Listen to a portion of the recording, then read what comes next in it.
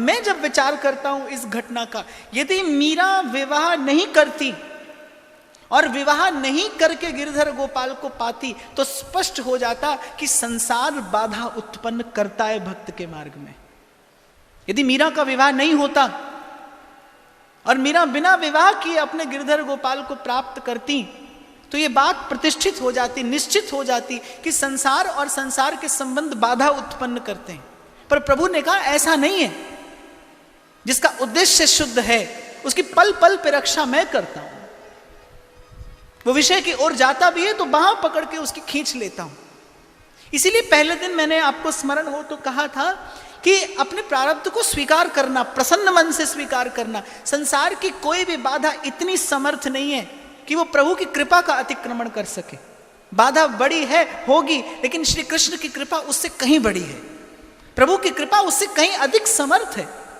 और संसार बाधा नहीं बनता, साधु भी इसी संसार में रहता है, संसार बाधा नहीं बनता। बंधन का कारण कुछ और है, उसे खोजने के लिए ही साधना है, उसे खोजने के लिए ही उपासना है। घोर संसार के बीच में रखते हैं भगवान भक्त को, चारों ओर संसार, भक्त को भगवान घोर संसार में रखते हैं। फिर सुमिरन कर लेता हूं मैं सदन कसाई को कि कैसे मांस की मांस के उन पिंडों के बीच में बैठा सालीग्राम की बटिया से मांस तोलता, वो अपने गोविंद को रिझा रहा है। कोई कपड़ा बुनता, कोई मांस छीलता, प्रकट करके दिखाता है संसार को, मन चंगा तो कठौती में गंगा। फिर मन को बड़ा सहारा मिलता है कि जिसने पाया उसने इसी संसार के मध्य में रहकर पाया। और कबीर तो सबसे आगे बढ़ा चढ़ाकर, कबीर तो सबसे आगे बढ़कर कहता है, कबीरा खड़ा बाजार में मांगे सबकी खैर, ना काहू से दोस्ती ना काहू से। और मुझे ऐसे लगता है कि वस्तुतः यदि साधना की कसौटी है तो वो संसार है। आपकी साधना की कसौटी संसार ही तो है। आपके आसपास रहने वाले लोग वो आपसे प्रसन्न रहते हैं कि नहीं रहते? अरे जो व्यक्ति घर के 4 व्यक्तियों को प्रसन्न नहीं रख पाता, हालांकि संसार में सबको प्रसन्न रखना संभव नहीं, पर आपकी ओर से किसी को अप्रसन्न ना किया जाए। आप सबका हित नहीं कर सकते, पर आपकी ओर से किसी का अहित ना हो। सबको प्रेम भरा वचन न बोलो, पर किसी के लिए आपके मुख से अपमान सूचक शब्द ना आए।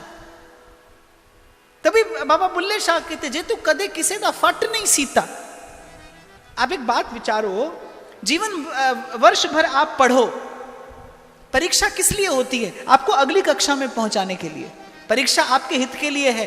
वो कठिन तो है, वो समय कठिन है, परीक्षा का समय कठिन होता है। कोई भी उसमें निश्चिंत नहीं रह पाता, कोई भी उसमें निर्भय नहीं रह पाता, जाने कल क्या हो, उत्तीर्ण हो अनुत्तीर्ण हो। तो परीक्षा का समय कठिन है, लेकिन है आपके हित के लिए। वो आपको एक कक्षा आगे पहुंचाने के लिए आया है। तो जो आप भजन करोगे, जो आप साधन करोगे, उसकी परीक्षा क्या है? यही संसार के संबंध उसकी परीक्षा है, यही संसार का व्यवहार उसकी कसौटी है। इसीलिए मैं बार बार व्यासपीठ से कहता हूं कि साधना वही है जो आपके कर्म को भक्ति बना दे। जो आप करें वो भक्ति हो। आप देखो श्री गुरु नानक देव जी के महाराज के जीवन में यात्रा का कहां से आरंभ होता है? उस सौदे को सच्चा सौदा कर दिया, सब कुछ तेरा, व्यवहार साध लिया।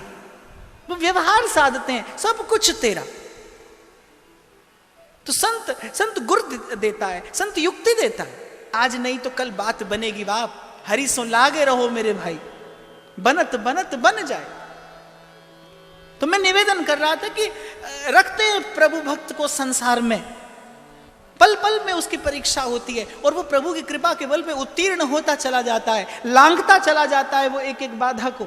संसार को लगता है संसार का कार्य हो रहा है, संसार को लगता है भक्त कार्य कर रहा है, पर वो कर्म नहीं है, वो साधना है। वो तन और मन और धन का सदुपयोग है, वो कर्म नहीं है, वो साधना है।